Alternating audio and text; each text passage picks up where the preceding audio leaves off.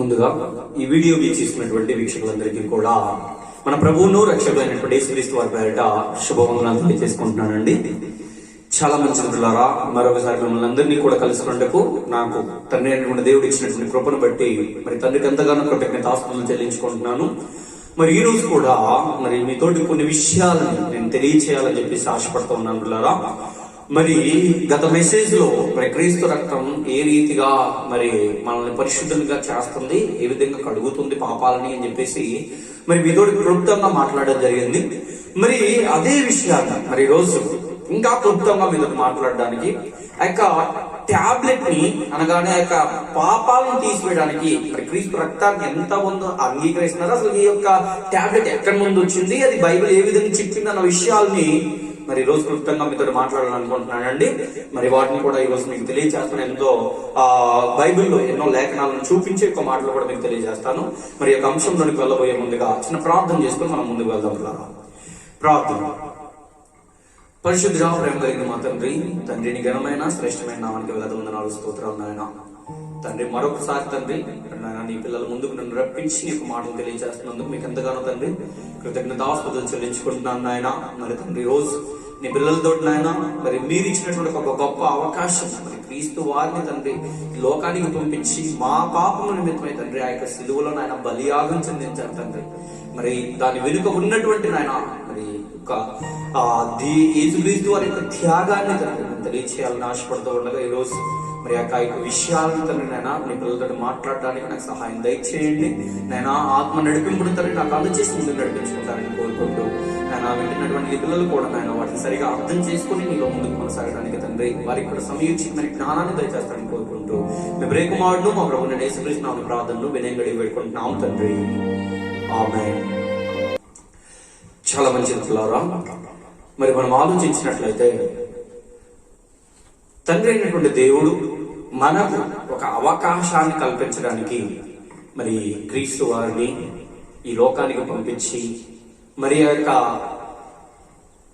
యెరూషలేములో మరి ఆ యొక్క గొల్గొతా కొండ మీద ఆ యొక్క సిలువ మీద ఒక బలియాగాన్ని యేసుక్రీస్తు వారు పొందుకునే విధంగా తన యొక్క రక్తాన్ని మరి చిందించేవాడుగా మరి యేసుక్రీస్తు వారిని బలి చేసినటువంటి వాడుగా మనకు కనబడుతుంది పిల్లరా.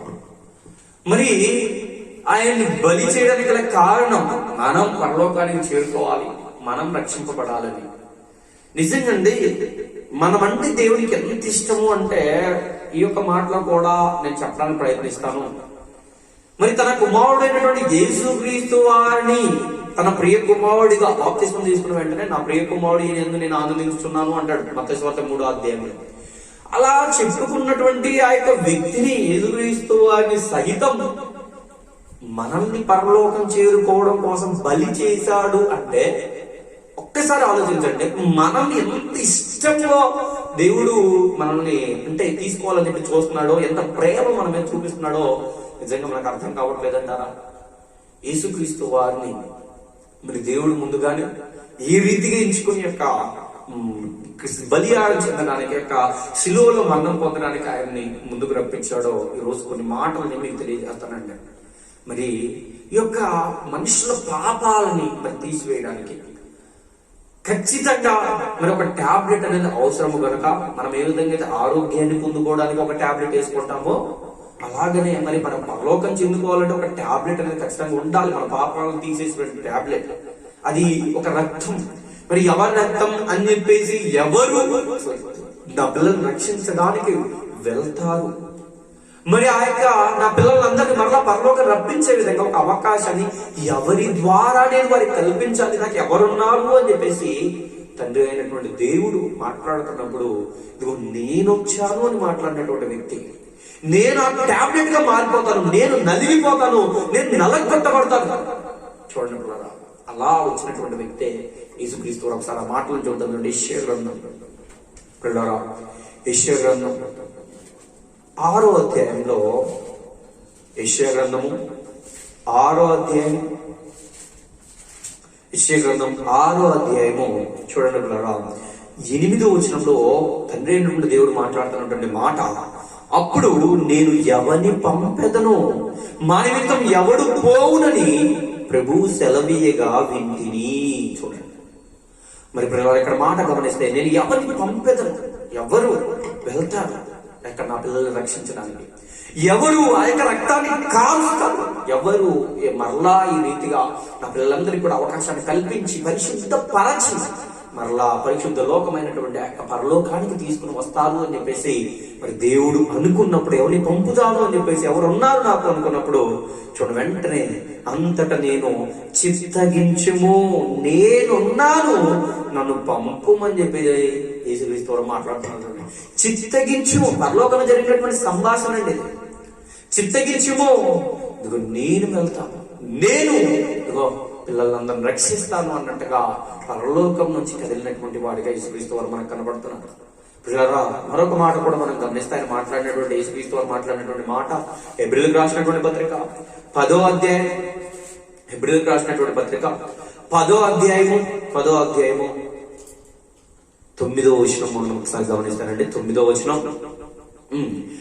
ఆయన నీ చిత్తం నెరవేర్చుటకు ఇదిగో నేను వచ్చి ఉన్నానని చెప్పుచున్నాడు. చూడండి పిల్లలు, నీ చిత్తం నెరవేర్చుటకై ఇదిగో నేను వచ్చి ఉన్నాను, నేను వెళ్తాను నీ పిల్లలను రక్షించడం, నేను వెళ్తాను అని చెప్పేసి మనందరి కోసం బలి కావడం కోసం మరి యేసుక్రీస్తు వారు వచ్చినటువంటి వాడిగా మనకు కనబడుతున్నాడు అండి.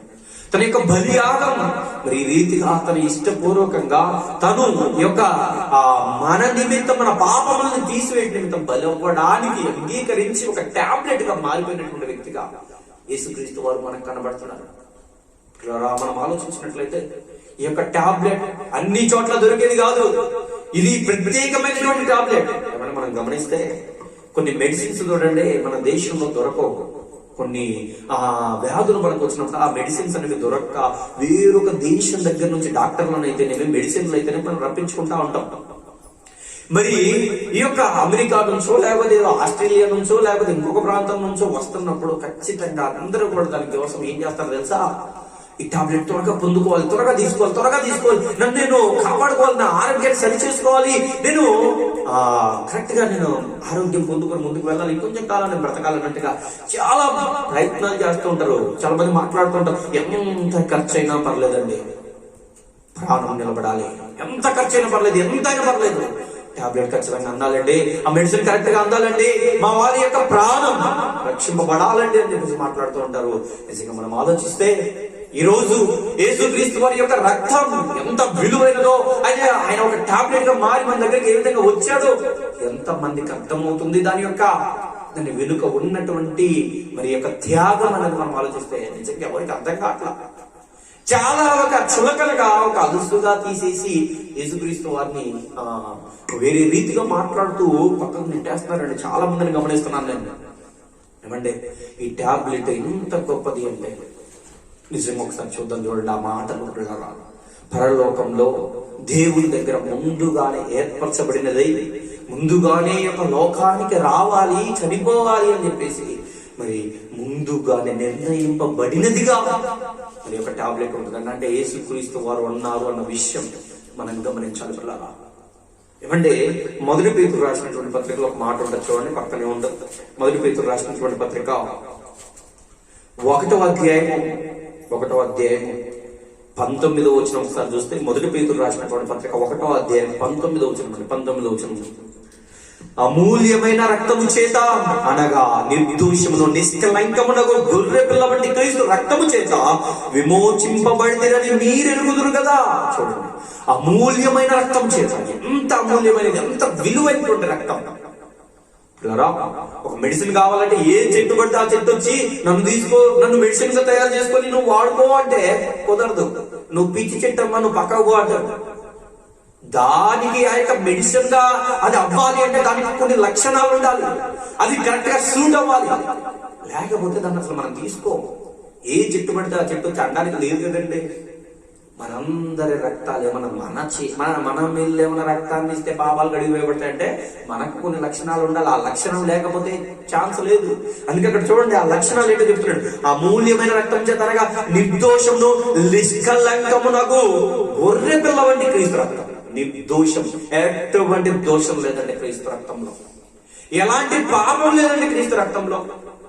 భూమి మీద ఉన్నప్పుడు ఆయన అడిగినటువంటి మాట, ఎవడురా నా మీద పాపం స్థాపిస్తాడు అని చెప్పేసి యూదులను అడిగినప్పుడు ఒక్కళ్ళు కూడా నోరు మెదపలేదు. ప్రతి ఒక్కరు వెళ్ళిపోయారు అంతే. ఎందుకు అంటే ఆయనలో ఎటువంటి పాపం లేదు, ఆయన నిర్దోషి. ఇదిగో నిష్కలంకము కలిగినటువంటి వాడు, ఎటువంటి కలంకం లేనివాడండి. ఆయన మీద ఒక కలంకం చూపెట్టాలి అంటే పెద్ద తప్పు అయిపోద్ది, అసలు అవ్వదు. చాలా మంది మతోన్మాదులు ఈ మధ్య కాలంలో బురద చల్లుతున్నారు. చాలా మంది చాలా పెద్ద తప్పు అంటే ఇప్పుడు కాదు, తర్వాత తెలిసి వస్తుంది. ప్రతి ఒక్కడికి మతోన్మాదులు ప్రతి ఒక్కడికి కూడా బుద్ధి తెప్పించే కాలం ఇప్పుడు కాదు. ఇప్పుడు ఎంత చెప్తున్నా వినట్లేదు కదా, ఇప్పుడు ఎంత ప్రకటిస్తున్నా సువార్తను అంగీకరించక ఎలా పడితే అలా మాట్లాడుతున్నారు కదా. తర్వాత ఉంది ఒక్కొక్కరికి యాతన పడే స్థలంలో ఒక్కొక్కరికి అప్పుడు అయ్యా ప్రభువా నన్ను క్షమించాడు తెలుసుకోలేకపోయానన్నా, నో ఛాన్స్. గమనించండి కూడా. కాబట్టి నిర్దోషములు నిష్కలంకమునకు గొర్రె పిల్ల వంటి క్రీస్తు రక్తం చేత మనందరం కూడా విమోచింపబడ్డాము, విడుదల పొందుకున్నాం పాపంలో నుంచి అని మాట్లాడుతూ ఈ యొక్క రక్తం ఎప్పుడు నిర్ణయింపబడింది అంటే 20వ వచనం చూడండి. ఆయన జగత్తు పునాది వేయబడక మునిపే నియమింపబడెను గాని తను మృతుల్లో నుండి లేపి తనకు మహిమనిచ్చిన దేవుని ఎడల తన ద్వారా విశ్వాసులైన మీ నిమిత్తం కడవరి కాలముల యందు ఆయన ప్రత్యక్షపరచబడెను. చూడండి, ఆయన జగత్తు పునాది వేయబడక మునిపే నియమింపబడిన గాని, జగత్తు పునాది వేయబడక మునిపే. తండ్రి అయినటువంటి దేవునికి భవిష్యత్తు తెలుసు కనుక మనందరం ఖచ్చితంగా చెడిపోతాం, మనందరం పాపంలో పడిపోతాం. మనము దేవుని తెలుసుకున్న లేక మన జీవితాలని ఒక తప్పిదాల్లోకి తీసుకువెళ్తాం మనకు తెలుసు. కాబట్టే ఆయన ఏం చేశాడు అంటే భవిష్యత్తు తెలిసినటువంటి దేవుడు ముందుగానే ఒక మార్గాన్ని కూడా మనందరికి చూపించాలనుకున్నాడు. అందుకే జగత్తు పునాది వేయబడక మునిపే యేసుక్రీస్తు వారిని ఎన్నుకొని, యేసుక్రీస్తు వారిని ముందుగానే నిర్ణయించుకుని ఉంచుకున్నాడు అన్నట్టుగా మాట్లాడుతున్నాడు. టాబ్లెట్ ని మరి ముందుగానే తన దగ్గర ఉంచుకొని మన పాపమును కడిగి వేయడానికి ఆ టాబ్లెట్ ని కడవరి కాలముల యందు ప్రత్యక్షపరిచాడు, మనందరికి కూడా అందజేశాడు. ఇప్పుడు ప్రత్యక్షపరచబడిన తర్వాత, తెలియజేసిన తర్వాత టాబ్లెట్ ఉంది, మీ పాపములు కడిగి వేసి మళ్ళీ పరిశుద్ధపరుస్తుంది, పరలోకానికి తీసుకువెళ్తుంది అని చెప్పేసి ఆ యొక్క టాబ్లెట్ తెలిసిన వెంటనే ఏం చేయాలి? ప్రతి ఒక్కరు ఖచ్చితంగా పరిగెత్తుకుంటూ వెళ్ళి మరి టాబ్లెట్ ని తీసుకోవాలి, కొనుక్కోవాలి, ఎంత ఖర్చు అయినా అని. ఇక్కడ ఖర్చు కూడా లేదు. ఇక్కడ ఏమన్నాడు తెలుసా? ఉచితముగా మనకు అనుగ్రహించినటువంటి కృప ఇదంతా. మనం వెళ్ళి ఆ యొక్క బాప్తిస్మని మెట్టులోనికి ఎక్కితే చాలు, రక్షణ అనే ఓడలోనికి ఎక్కి పరలోకానికి వెళ్ళిపోతాం మనందరం. ఒక గొప్ప అవకాశాన్ని మనకి ఇచ్చాడు. మనం ఆలోచిస్తే మరి ఒక టాబ్లెట్ ముందుగానే పరలోకం నిర్ణయింపబడింది అని చెప్పేసి మాట్లాడుతూ ఇంకా చెప్తున్నాడు. చూడండి ఇంకో విషయాలు. యోహాను సువార్త 1వ అధ్యాయం, యోహాను సువార్త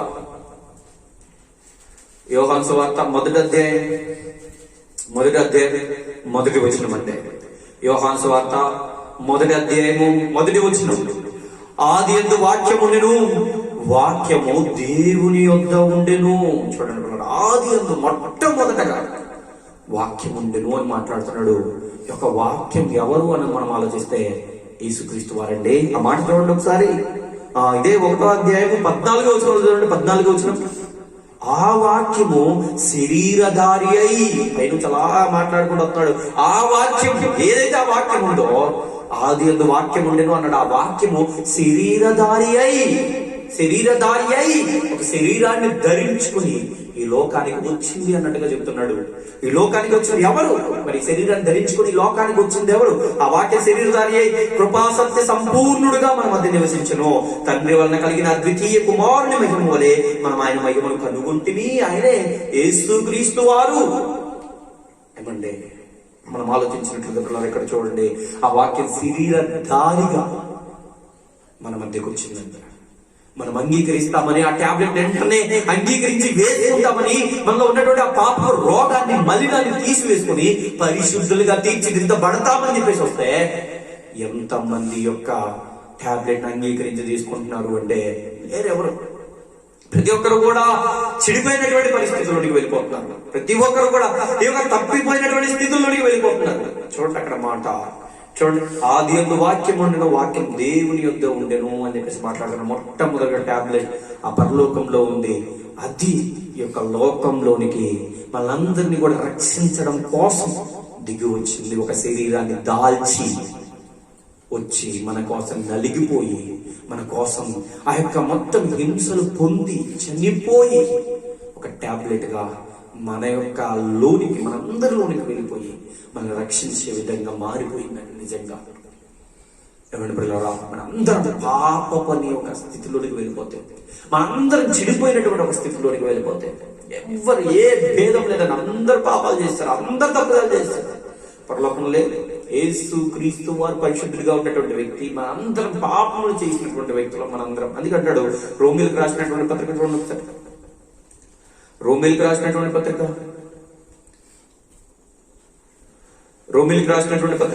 3వ అధ్యాయం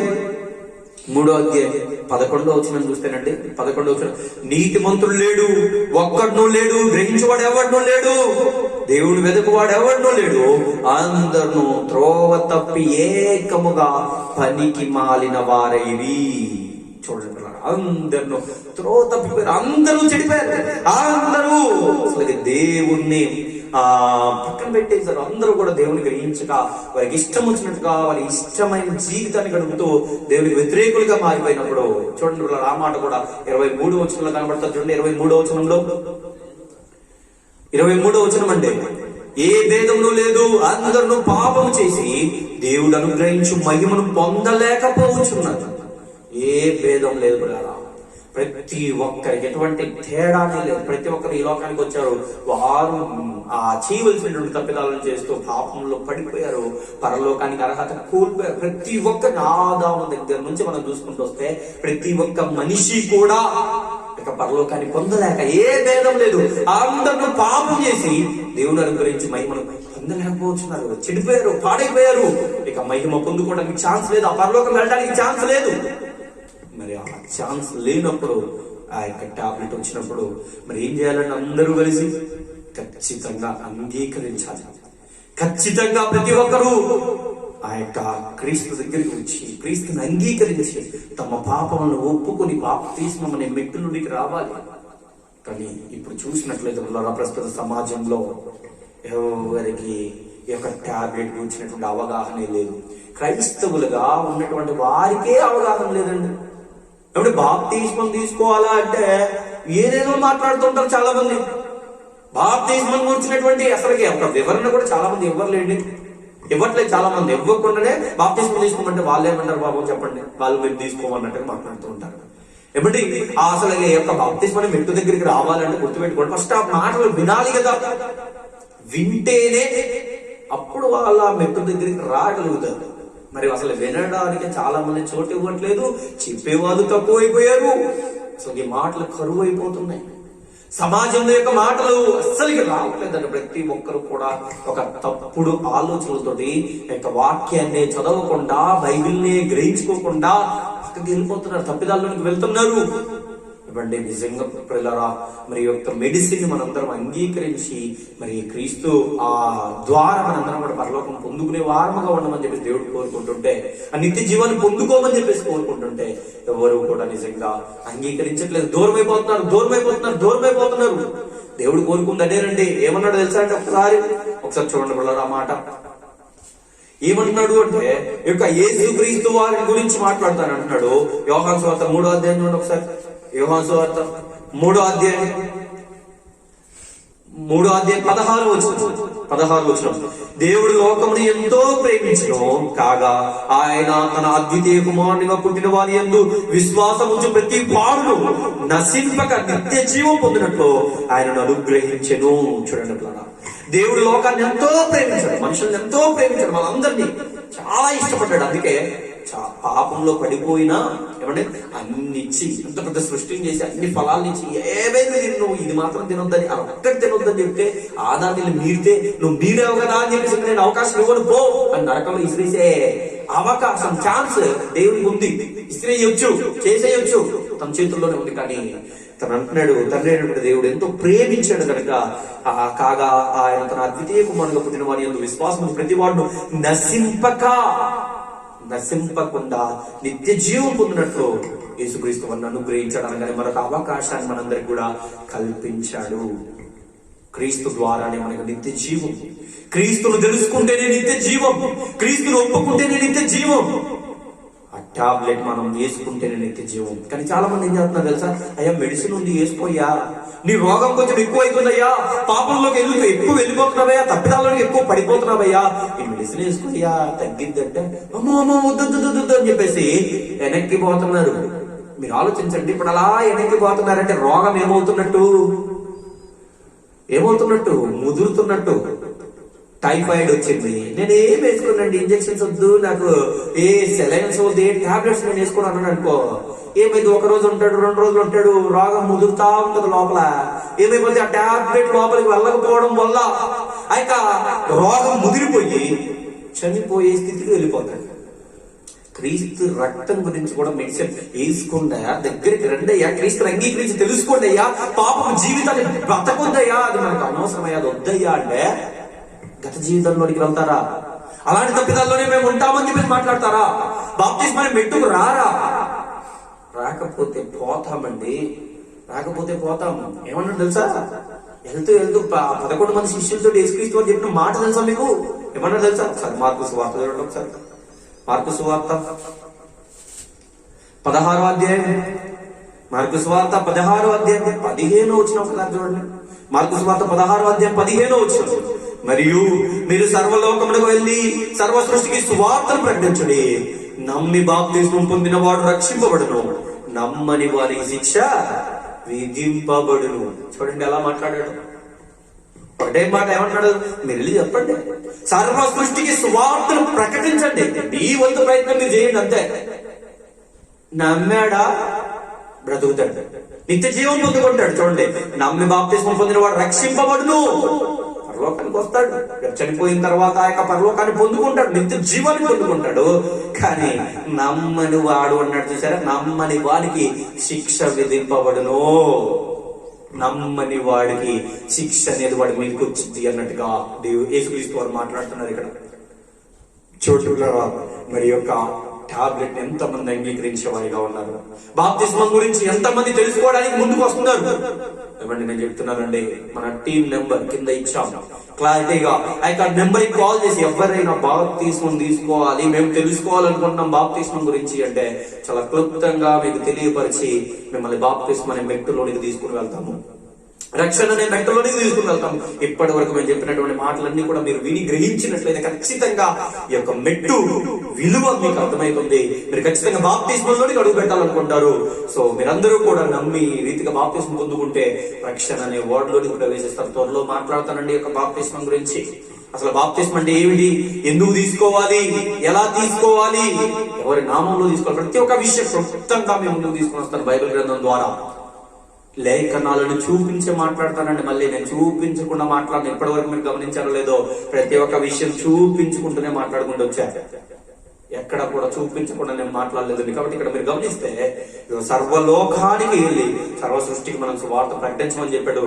మనం ప్రకటించడానికి ముందుకు వెళ్ళిపోవాలి, విన్నవాడు రక్షింపబడతాడు. టాబ్లెట్ ఉందయా వేసుకోయా అంటే వేసుకుంటానండి అని జాగ్రత్త పడ్డాడు అనుకో బాగుపడతాడు. నాకు వద్దు అన్నాడు అనుకో పోతాడు. మనం ఏం చేయలేదు. కొన్ని జాగ్రత్తలు చెప్తూ ఉంటాం చూడండి, ఆ బస్సులలో వెళ్తున్నప్పుడు ఏమయ్యా బయటికి చెయ్యి పెట్టొద్దయ్యా అని చెప్తాం. బయటికి చెయ్యి పెట్టొద్దంటే నువ్వేంటి నాకు చెప్పింది, నేను బయటకు చెయ్యి పెడతా అన్నాడు అనుకో, చెయ్యి ఉంటుంది, తర్వాత ఏదైనా వాహనం వచ్చి తగిలితే పోద్ది, మనం ఏం చేయలేం దానికి. అలా ఉన్నాయి, అయ్యా అక్కడ కరెంట్ తీగుందయ్యా, అటువైపు అడుగులు వేయొద్దయ్యా, అటువైపు వెళ్ళి పట్టుకోవద్దయ్యా అంటే నువ్వేంటి నాకు చెప్పింది, నేను పోయి పట్టుకుంటా అంటే ఎవరు పోయేది, వాళ్ళే పోతారు. మనం ఏం చేయలేం, మన ప్రయత్నం మంది అంతే. అంటే ఇక్కడ కూడా నేను చెప్తున్నాను, నమ్మి బాప్తిస్మం పొందిన వాడికి రక్షణ ఉంది, వస్తావా అని చెప్పేసి దేవుడు అడుగుతున్నాడు. ఇదిగో రక్షణలోనికి అడుగు పెడతావా అని చెప్పి దేవుడు అడుగుతున్నాడు. దేవుని మాటల దగ్గరికి రండి ప్రతి ఒక్కరు కూడా. ఏమండి ఈ మాటలు వింటున్నటువంటి ప్రతి ఒక్కరిని అడుగుతున్నాను, వినండి, ఈ యొక్క మాటలు ఇంకా తెలుసుకోండి, ఎంతమందికి చెప్పండి, వాళ్ళని కూడా మనం రక్షణలోనికి తీసుకుని వద్దాం. మన టాబ్లెట్ ప్రతి ఒక్కరు వేసుకుందాం. మంచి అవకాశం అండి, భూమి మీద ఉన్నప్పుడే ఈ అవకాశం, మళ్ళీ వెళ్ళిపోయిన తర్వాత లేదు. కాబట్టి దయచేసి భూమి మీద ఉన్నప్పుడే దేవునికి ఛాన్స్ ఇద్దాం, రక్షణలోనికి అడుగు పెడతాడు. ప్రతి ఒక్కరు అండి క్రీస్తు రక్తాన్ని అంగీకరించి రక్తంలో కడగబడతాం. చాలా విలువైందండి, పరలోకం నుంచి దిగొచ్చిందండి మన కోసం మనం రక్షింపబడాలని. మరి అంత విలువైనటువంటి దాన్ని మనం వదులుకోవడం ఎంత మూర్ఖత్వం అంటారు చెప్పండి, ఎంత తప్పు అంటారు చెప్పండి. దయచేసి అది వద్దండి. బాప్తిస్మ అనే మెట్టులోనికి మనం వెళ్ళడానికి ప్రయత్నిద్దాం. త్వరగా ఆ యొక్క విషయాలు కూడా త్వరలో మీతో నేను క్లుప్తంగా మాట్లాడడానికి ప్రయత్నిస్తాను. మీ అందరికి కూడా ఈ యొక్క విషయాలు అర్థమని చెప్పేసి నేను అనుకుంటున్నానండి. ఆ చివరికి ఒక మాట చూపించేసి నేను ముగించేస్తాను. ఒకసారి అపోస్తల కార్యంలో 2వ అధ్యాయం చూడండి.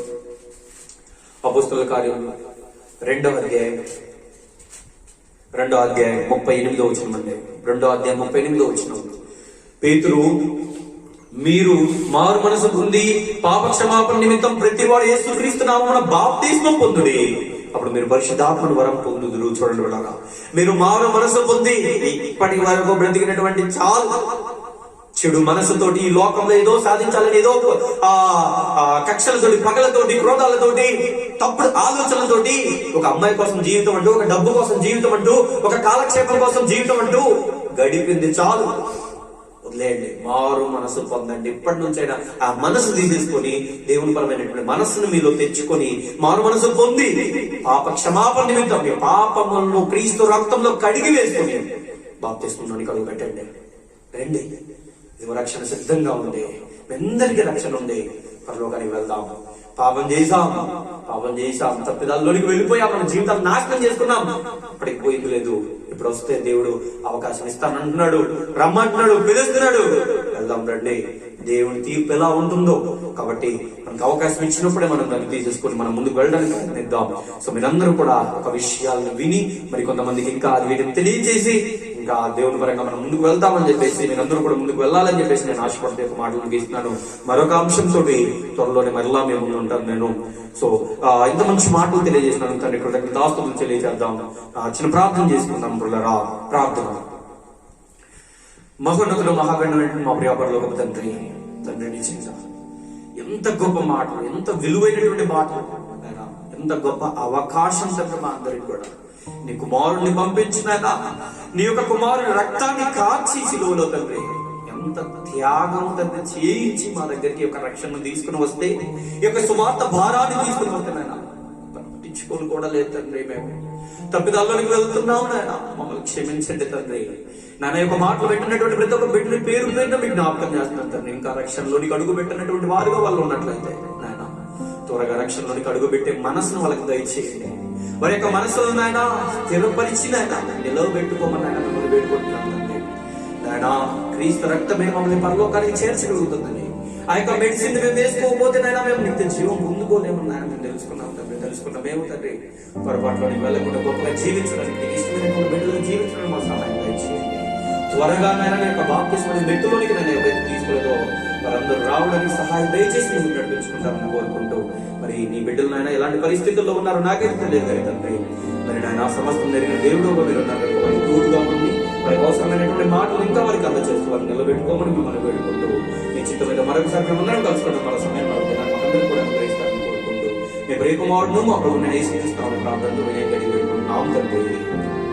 ఆమేన్. అందరికీ వందనాలు.